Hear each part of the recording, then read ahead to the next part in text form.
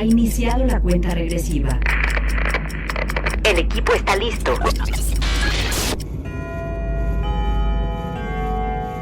Cronómetro 2020.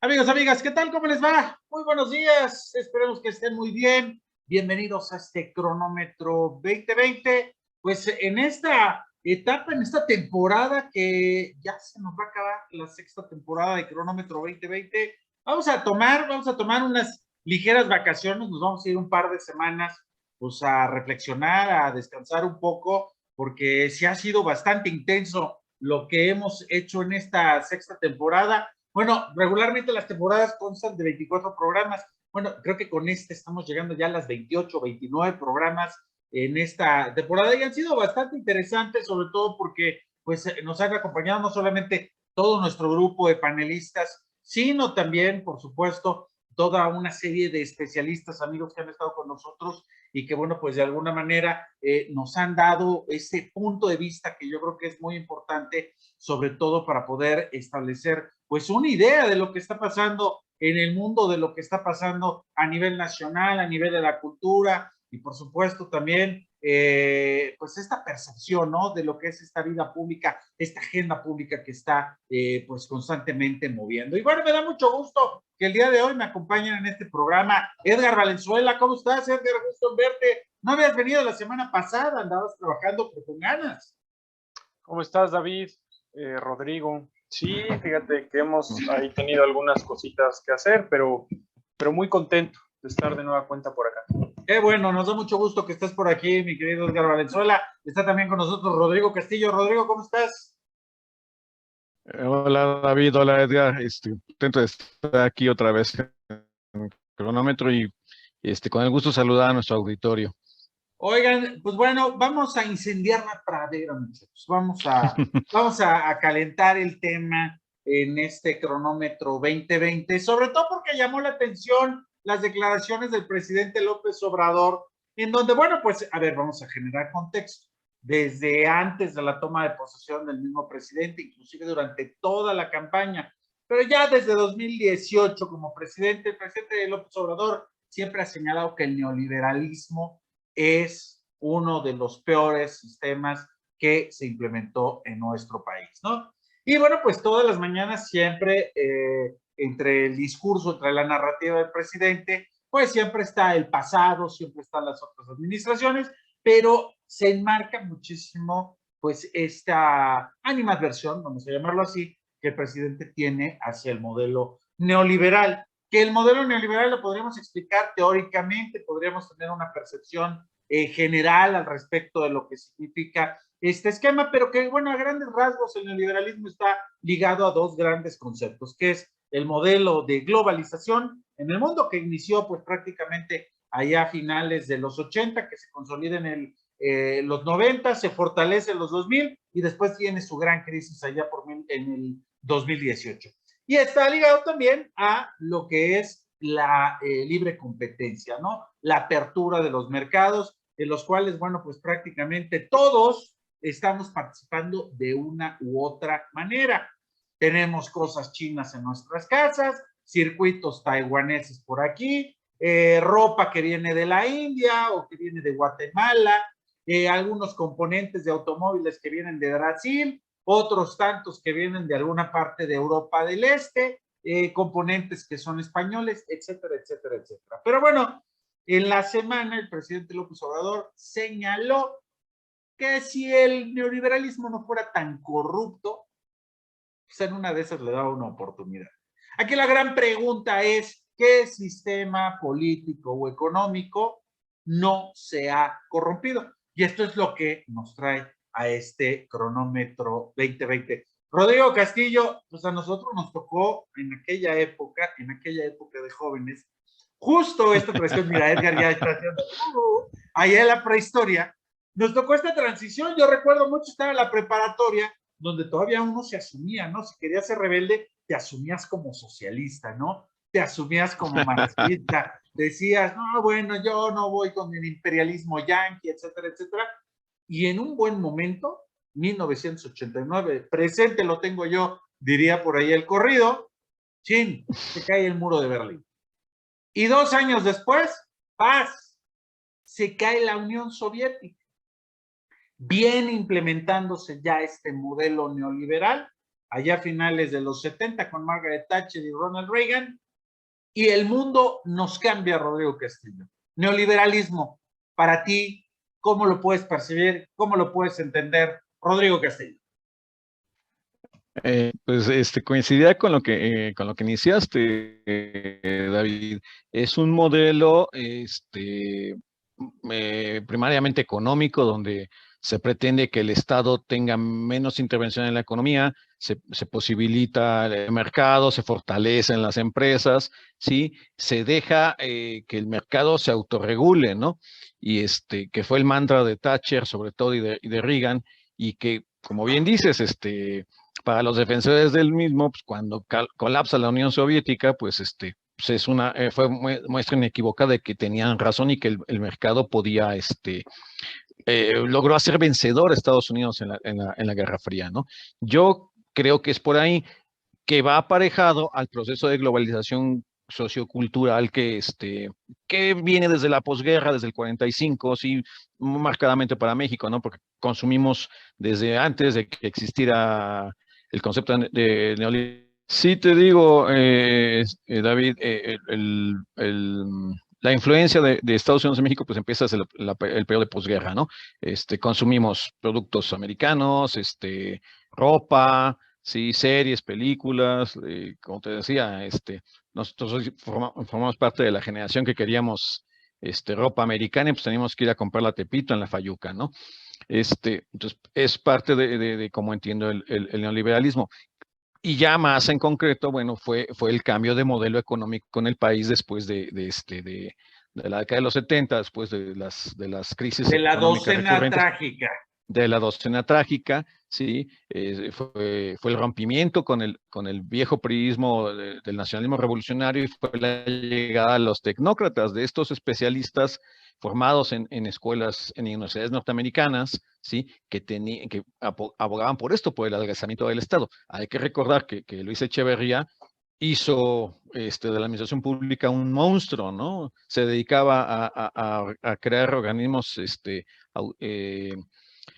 desconcentrados y paraestatales, para cualquier cosa, ¿sí? Para pesca, para agricultura, para cultura, para lo que se les ocurra, ¿no? Entonces, ante la debilidad económica del país, pues de la Madrid tomó la idea de que había que cambiar el modelo, ¿no? Entonces, yo así es como lo entiendo, ¿sí? Un modelo económico que tiende a adelgazar al Estado, a darse la grasa, ¿sí? Y a dejar que sea la iniciativa privada la que invierta, la que le da opciones de inversión y que genere empleos, ¿no? Edgar, este asunto del neoliberalismo, como siempre, ha causado mucha tensión en muchos sentidos, ¿no? Algunos han señalado que fue una gran oportunidad precisamente para poder desarrollar la industria, para poder desarrollar el sector privado, para darle una oportunidad a la población, pero también está la contraparte del neoliberalismo, ¿no? Este neoliberalismo rapaz, neoliberalismo que generó también muchísima pobreza, porque hubo muchas personas que no se pudieron adaptar a él, mucho neoliberalismo que, como bien menciona el presidente López Obrador, causó muchísima corrupción. Como vemos de este otro lado, el neoliberalismo, Edgar Valenzuela. Ahí sí voy a diferir un poco con querido Rodrigo, porque el neoliberalismo no solamente es una corriente de pensamiento económica, es ante todo una teoría política. Es decir, ¿cuál es la razón del Estado? ¿Cuál es la función que debe tener el Estado dentro de la sociedad y desde la esfera estatal hacia los individuos? ¿Cómo se les concibe?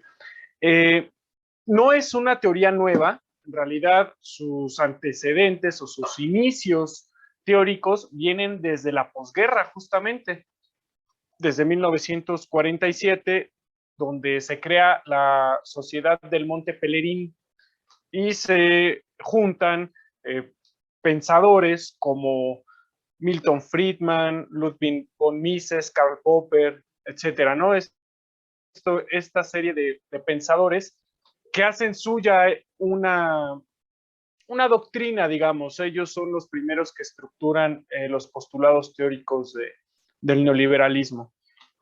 Surgen como oposición al keynesianismo dominante en la época, es decir, el Estado como el principal actor económico, que esta teoría se vuelve muy popular, el keynesianismo, por Lord Maynard Keynes, de la época de la Primera Guerra Mundial, como la crisis del 29. Exactamente, como la respuesta a esta crisis. Entonces, el primer país también, que no se nos olvide, el primer país que adopta el neoliberalismo en el mundo no es Gran Bretaña con Thatcher, no es Estados Unidos con Ronald Reagan, es Chile. Y a Chile llega el modelo neoliberal vía la dictadura de Pinochet, es decir, arman un golpe de Estado contra Salvador Allende en 1973 y se instaura este modelo económico que tiene tres principios básicos, ¿eh? También no hay que perder ahí mucho tiempo para explicarlo. Es la privatización, la desregulación y la liberalización. En cada país que se ha aplicado, han tenido distintos enfoques, digamos, y se han perseguido objetivos políticos, geopolíticos y geoeconómicos distintos, pero en todos ha tenido, digamos, una constante, ¿no? Que es llevar la lógica del mercado, las leyes de la oferta y la demanda, expandirlas a todos los sectores, porque se cree, según la teoría neoliberal, se cree que el bienestar humano se consigue a través de la libertad de desarrollo, la libertad de mercado, sobre todo exactamente la libertad económica. Y en ese sentido el Estado no debe meter las manos en la actividad económica. Por el contrario, solamente tiene que ser un facilitador para seguir ampliando la lógica del mercado, las leyes de la oferta y la demanda, a todos aquellos sectores pues donde se le requiera. Donde haya sociedad, ahí tiene que haber, o ahí tiene que estar la lógica del mercado. A México llega, eso es 1973, reitero, con Pinochet, cuando llegan los Chicago Boys, es el primer país propiamente que adopta el modelo neoliberal en su faceta económica y también política. De ahí se llega o se empieza a extender al resto del cono sur vía las dictaduras, también no tenemos que perder de vista ese dato, y a México llega con la crisis de la deuda. Tampoco es que Miguel de la Madrid haya querido cambiar el modelo porque estaba agotado. En realidad hubo una crisis financiera muy fuerte en 1982, que no nada más era en México, también se da en todos los países considerados en vías de desarrollo que tenían problemas de deuda. Esto surge desde el aumento de los precios de petróleo de la década de 1970, donde se conseguían préstamos muy baratos, ¿no? Todo el mundo podía endeudarse pagando prácticamente nada, ¿no? El precio del dinero era cero. Todo el mundo se endeuda cuando suben las tasas de interés. Ahí estuvo el problema, ¿no? Para pagar. A Miguel de la Madrid y a muchos países de la región les imponen el modelo y se impone por la vía de la renegociación de la deuda. En México, con las cartas de intención que se firman con el Fondo Monetario Internacional, con el Banco Mundial, y ya te van modelando lo que significa hasta la actualidad el modelo neoliberal. Y para redondear solamente, particularmente en México, neoliberalismo ha significado todos los pasos previos, digamos, o toda la el cambio económico, legal, político también para la integración en un solo bloque, en una sola región con Estados Unidos. Así es. Eso es neoliberalismo en México. Exactamente, porque hay diferentes tipos de neoliberalismo. Luis Muñoz, qué gusto tenerte por aquí. Te damos la bienvenida a este cronómetro 2020. Hola, ¿qué tal? Teníamos ahí fallas. No, adelante, bienvenido. Hoy estamos hablando del neoliberalismo. Yo ponía el otro día en mis redes sociales, es el nuevo coco, ¿no? Es como el petate del muerto, es de pronto gran modelo económico, social, y lo platicábamos justo al inicio del programa, Luis, que, bueno, pues obedece precisamente a una serie de transformaciones y cambios a nivel global. O sea, no es un asunto que se pueda circunscribir en una sola región o en algún solo país. Bien lo señalaba Rodrigo en una primera instancia. Bueno, pues este detalle que tiene que ver con la globalización, con la integración, la apertura de mercados. Edgar nos decía, ¿no?, que el primer país que se implementa el neoliberalismo como tal es en una dictadura. Pues claro, había que implementarlo en un lugar donde tuvieran el control total para ver cómo podría funcionar. Y en México, pues lo planteamos a partir de esta gran crisis económica que se viene después de lo que se conoce como la docena trágica, ¿no? Inicia realmente la apertura del neoliberalismo con la entrada de México al GATT, que yo recuerdo muy bien, allá por 1986-87, y después, pues tiene que ver con el Tratado de Libre Comercio, que como bien también se había señalado aquí, es esta integración del país hacia lo que es el bloque de América del Norte. Se fortalece con Ernesto Zedillo, que termina por vender todas las demás empresas, y esto también tiene un golpe en la política, ¿no? Es un viraje en su totalidad. Recordemos, ¿no?, una política nacionalista, una política de tanto del desarrollo estabilizador como del desarrollo compartido, y que de pronto hay que voltear, ¿no? Hay que competir contra el extranjero, pero también hay que posicionar lo nacional dentro de este nuevo mundo global. Entonces, Luis Muñoz, en el ámbito de la política, esto significó un rompimiento entre la vieja tradición priista y la nueva, la tecnócrata. Sí, claro, bueno, el neoliberalismo es, ¿qué neoliberalismo? Existe un neoliberalismo en Europa, en países desarrollados, en subdesarrollados, y si le agregamos el factor de corrupción, pues indudablemente se da en todos lados. Entonces no tiene que ver con un modelo político o económico. Sin duda puede favorecer o no las condiciones generales que lo rodean, pero tiene que ver más con cuestiones institucionales, debilidad institucional, hasta cuestiones de repente de estructuras en términos de cultura de participación, cultura política.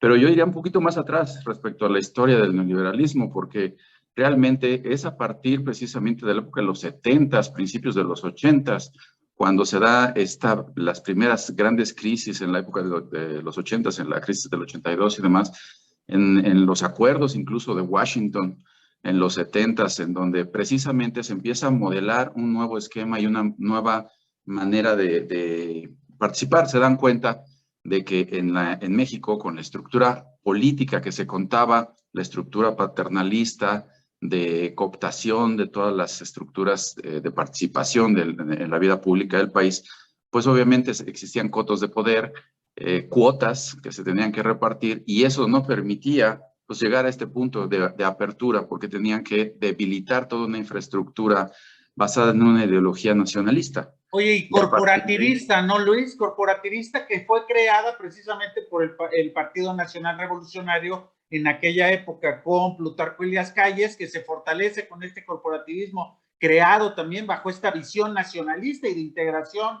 que hace Lázaro Cárdenas como tal, perdón al ingeniero Cárdenas, que también le preguntaron el otro día que si sabía que era la 4T y decía que no tenía idea, ¿no?, de qué era lo que se quería decir. Pero Lázaro Cárdenas crea eso, porque estamos literal en plena ya avanzando la Segunda Guerra Mundial, y justo con Manuel Ávila Camacho se genera este Partido Revolucionario Institucional, que lo que hace es generar los sectores, ¿no? Los grupos de sector y de partido, porque corporativamente así se tiene que mantener el control del gobierno.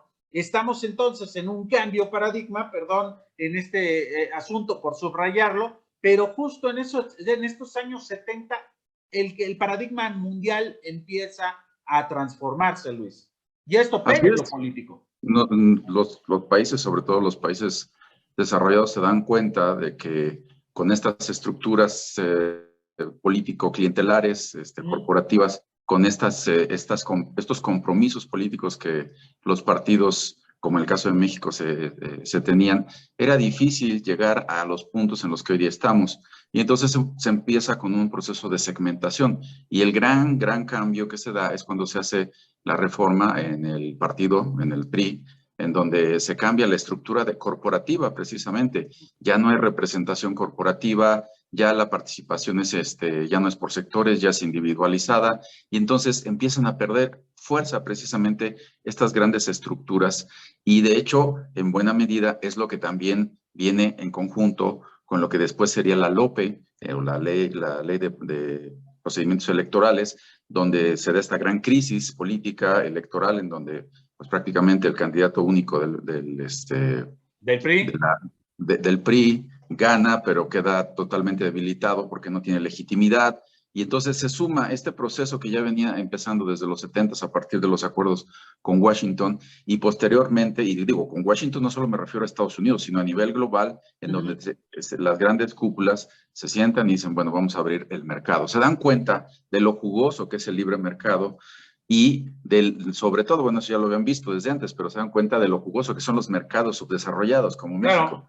Y a partir de ahí es donde entonces hay toda una ingeniería institucional, político y electoral para debilitar a estos sectores. Y finalmente llegamos al punto en que cada vez el partido pierde menos, ya tiene menos fuerza, los sectores son menos influyentes en la estructura partidista, en las cámaras de diputados, las cámaras de senadores, y llegamos al punto en donde, bueno, se dan luego los procesos de participación mayoritario o de más apertura hacia los otros partidos, y viene todo este cambio. Finalmente, creo que responde a una nueva condición.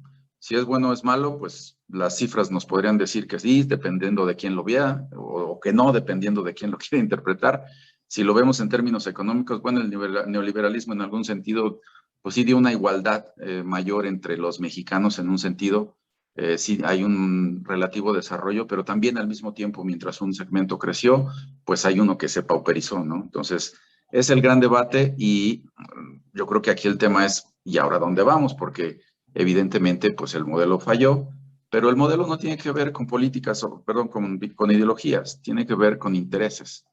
Y esos intereses están tanto presentes antes en el modelo como ahorita, y como, bueno, pues en la cuarta transformación también, ¿no? Oye, yo pondría aquí bajo la mesa y para la discusión en dónde falló, porque es el mismo modelo neoliberal que parece ser que es un éxito en China, es un modelo neoliberal que presiona muchísimo, y lo hemos visto en las series coreanas, donde de pronto, bueno, pues se reúne también esta ideología, ¿no?, asiática, de disciplina tan fuerte y demás, junto con este modelo neoliberal. O vemos también un modelo neoliberal en Rusia o en la misma Europa, que se vuelve un poco más cooperativista en muchos sentidos, o qué tal en los países escandinavos, o este modelo neoliberal que es rechazado prácticamente en toda Latinoamérica, y que algunos podríamos decir, vean, ahí va una crítica, ¿no?, hacia el neoliberalismo, lo que hacen las empresas canadienses mineras en muchos sentidos de explotar los recursos en otros países y pagarlo menos, ¿no? O sea, acrecentar en todo sentido, y Edgar aquí nos los ha mencionado en muchas ocasiones, ¿no? Acrecentar las ganancias y reducir las pérdidas en todo sentido. Entonces yo les digo, ¿qué sistema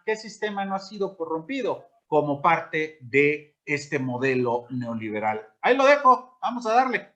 Mira, nada más puntualizar algo, David. Ya les mencionaba que el neoliberalismo surge pues, básicamente a mediados del siglo XX como una respuesta teórica al keynesianismo.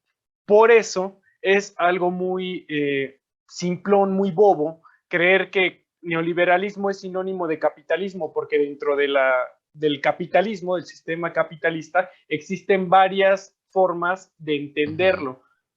existe el liberalismo clásico, existe el keynesianismo, existe el neoliberalismo y ahora estamos viendo un neo-keynesianismo, ¿no? Pero bueno, a ver, ¿por qué empieza en la década de los 70? ¿No? Quien mejor lo explica es la teoría de los grandes ciclos del capital, desde mi humilde entender.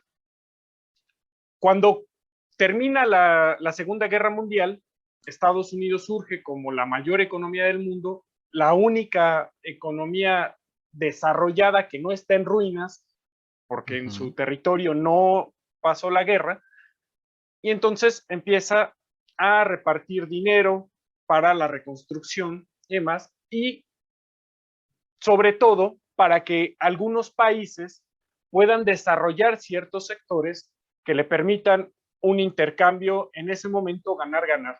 En América Latina, por ejemplo, acepta la creación de pequeños nichos de mercado, de mercados protegidos, para que puedan desarrollar cierto grado de poder de consumo, a los cuales descargarle, digamos, exportaciones estadounidenses, que las empresas estadounidenses puedan exportar productos a estos países, mientras los países de América Latina pueden exportar a Estados Unidos materias primas. Sobre todo, ese es el intercambio.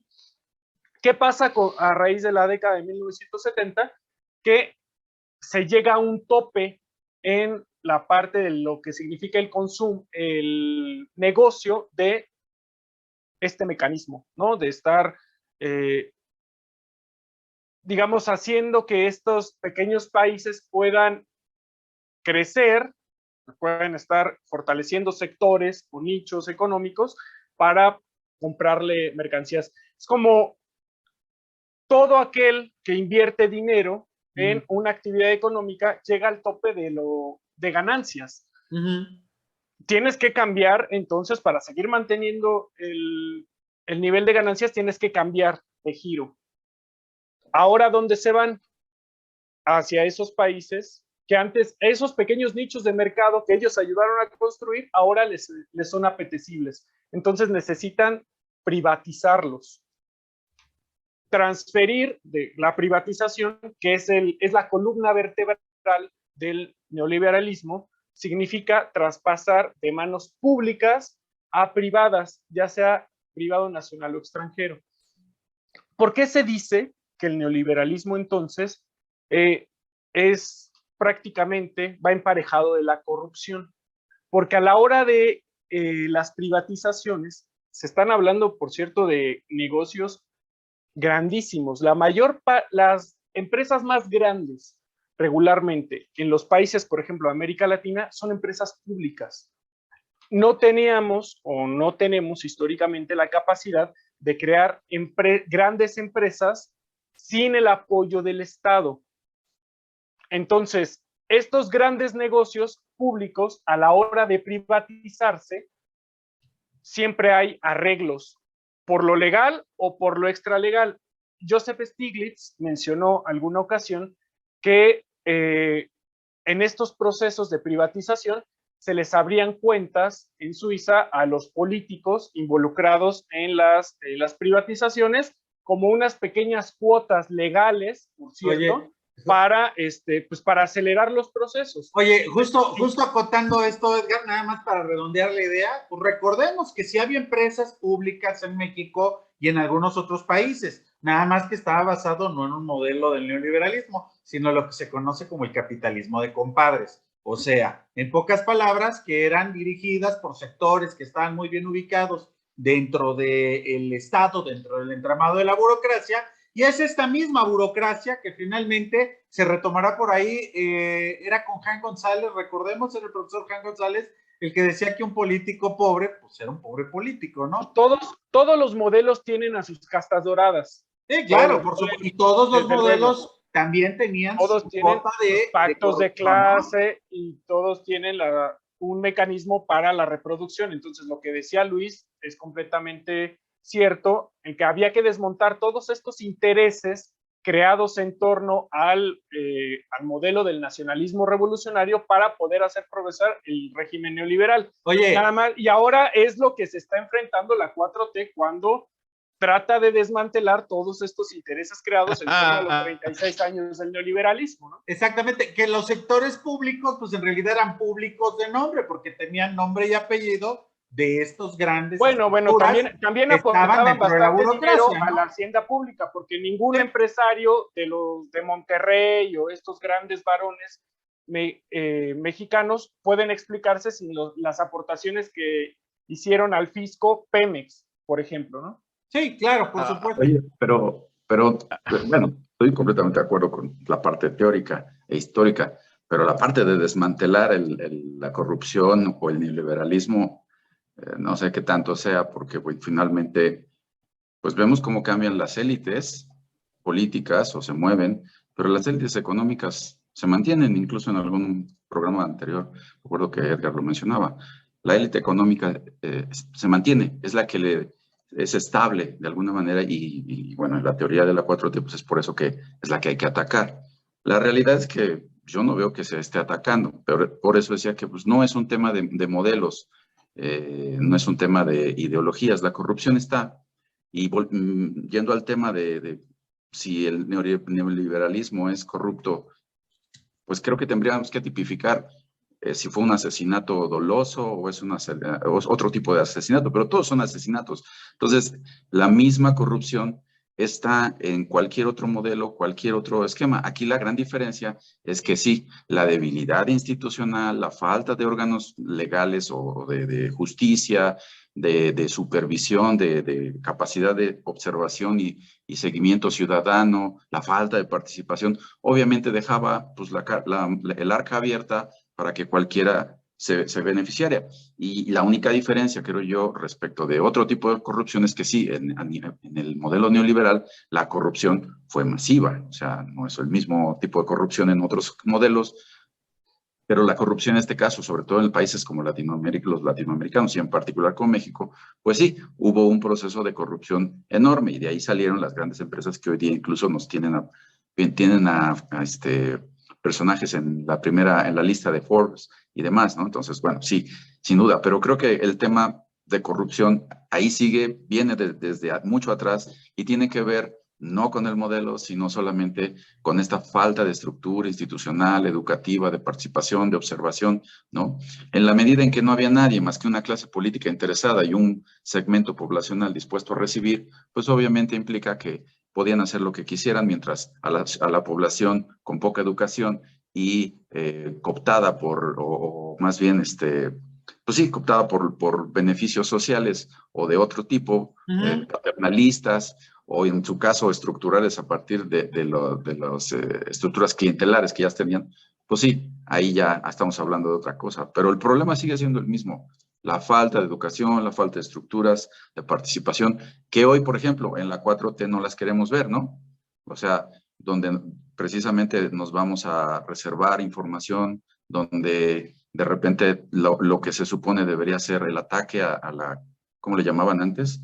La mafia del poder, de repente ya la vemos ahí, ¿no? Y personajes obscurísimos no solo son o están al lado, sino incluso están enfrente o junto a la estructura presidencial o a la figura presidencial, y pues lejos de darle una credibilidad a este proceso de combate a la corrupción, más allá de todos los casos particulares del hijo o del tío o del primo, en fin, ya toda la familia involucrada, más allá de eso, los hechos concretos que se dan con ese tipo de personajes impresentables, en donde pues la corrupción está y no son la mejor representación y no hay un combate. Desde ahí empezamos mal.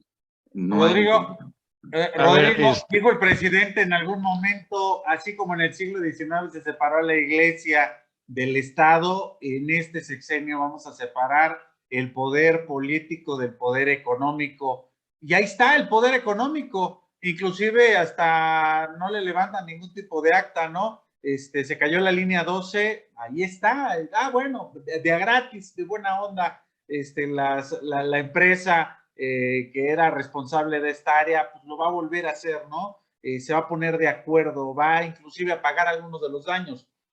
El problema de la corrupción, Rodrigo, yo creo que estarás de acuerdo, es algo que inclusive va por encima de cualquier mismo sistema, ya sea socialista, ya sea neoliberal, sea capitalista, sea demócrata y demás. es parte de la naturaleza humana, ¿no? Es correcto, David. Tú preguntabas que qué es lo que había fallado con el neoliberalismo en México. ¿Cuál era el factor que impedía que el neoliberalismo en México se implementara bien? Pues es una cuestión cultural. ¿A qué me refiero?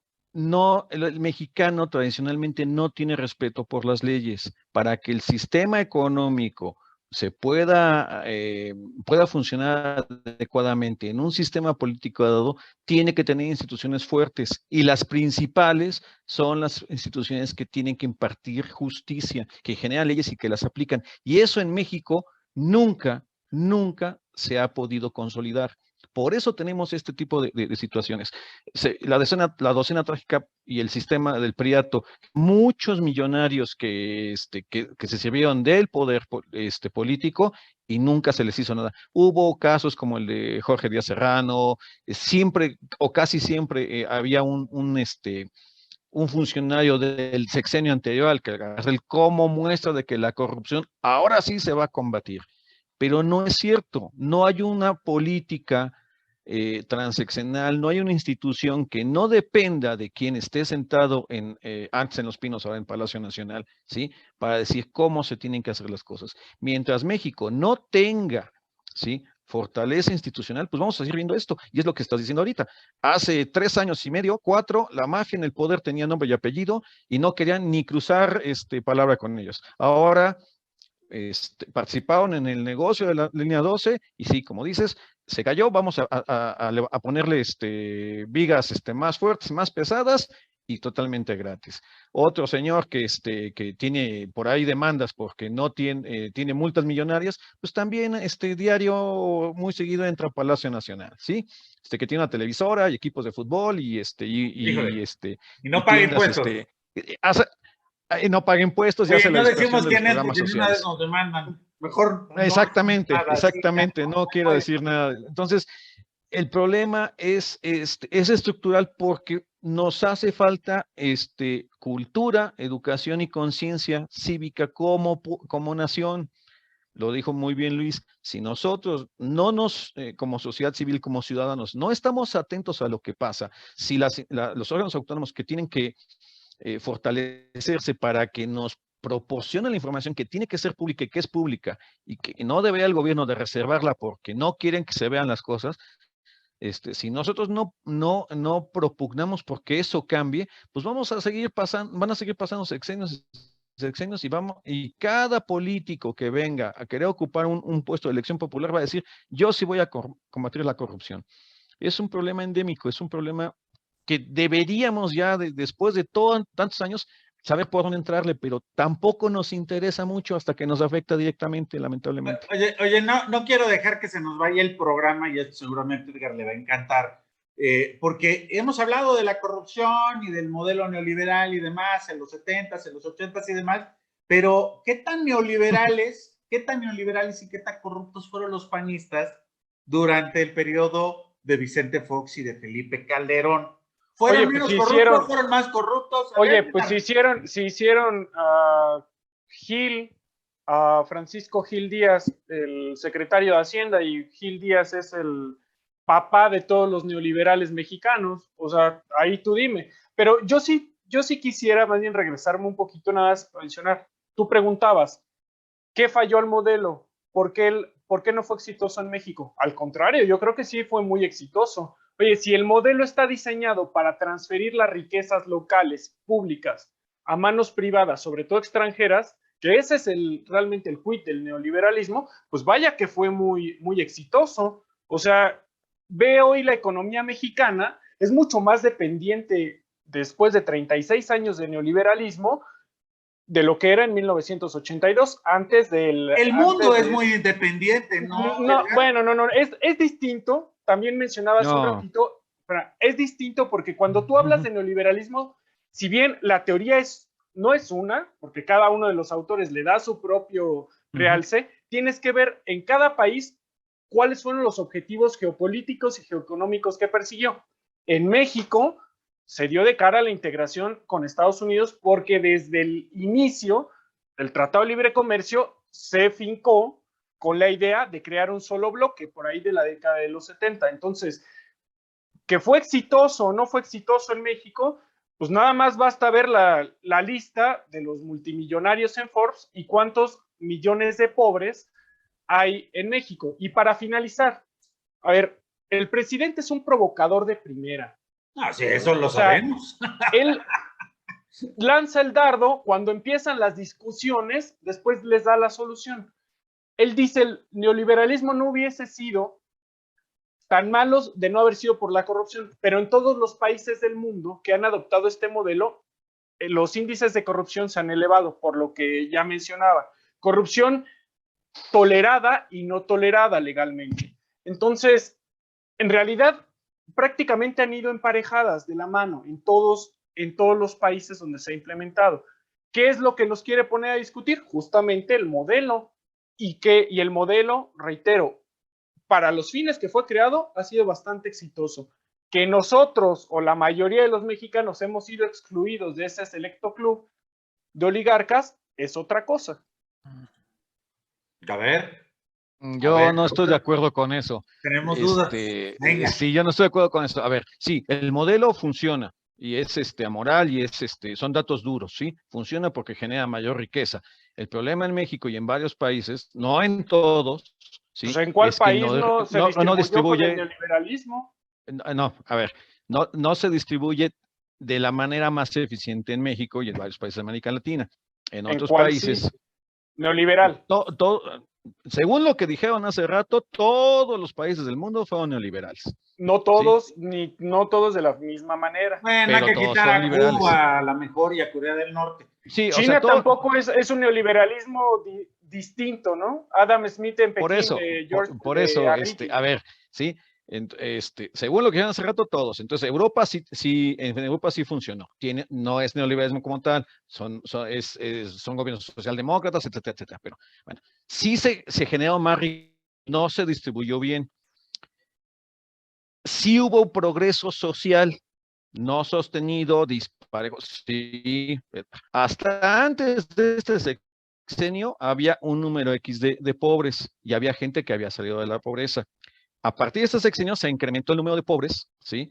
Es que ya hay pobreza extrema, pobreza medias, pobreza sí, pero sí hubo un avance.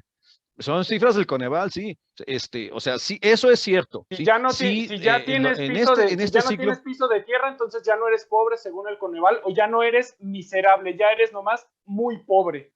Esta es una percepción subjetiva. ¿Qué es eso? Sí se puede, hay muchas formas de medirlo y ahí están los datos duros, ¿sí? Este sexenio se incrementó el número de pobres porque se acabaron ciertos programas que atendían a esos pobres, que implementaban gobiernos neoliberales, y este gobierno que no es neoliberal y que tampoco es corrupto los quitó y hay gente más pobre, ¿sí? Entonces, yo creo que el modelo puede, todos se puede.